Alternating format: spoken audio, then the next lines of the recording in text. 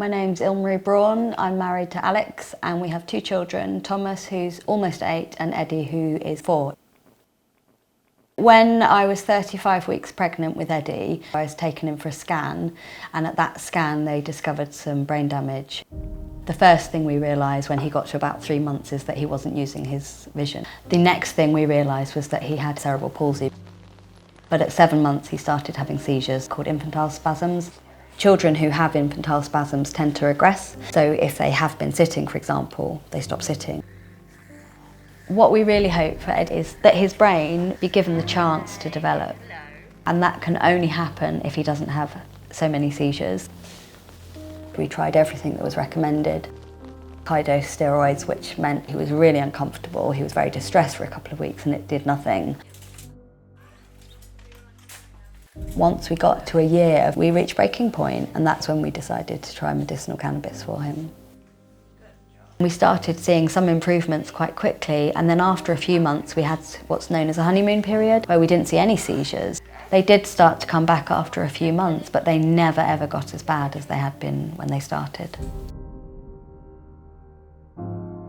Because our doctor was supportive, what we decided to focus on was getting Eddie off the other medications. We used the medicinal cannabis as his maintenance drug and then slowly weaned off everything else. And some of the drugs that he was on were highly addictive. He was on a benzodiazepam. That took months and months to wean him off.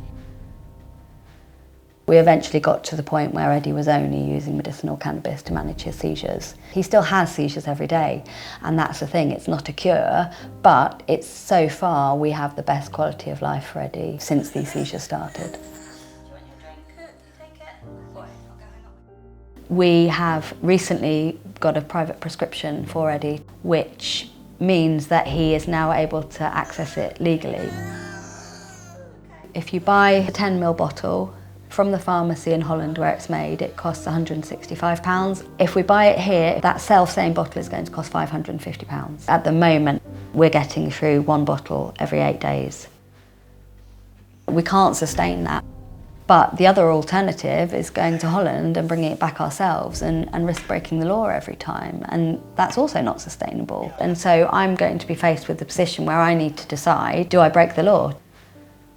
Do I go abroad and bring the medicine back for Eddie, which will give us many, many, many more months worth of medication? I shouldn't be forced to make these decisions. And I also don't want Thomas to have to risk hearing anything about his mum or dad getting into trouble for doing something they weren't supposed to do. How am I supposed to teach Thomas right from wrong when I'm considering whether or not I'm going to start breaking the law on a regular basis? Medicinal cannabis for our family has meant that Eddie is the happiest he's ever been. He's able to do little things to show us that he cares, and that's massive. When you're living with a child who has so many challenges, when they're able to show you that they love you and it's you they want, that changes everything.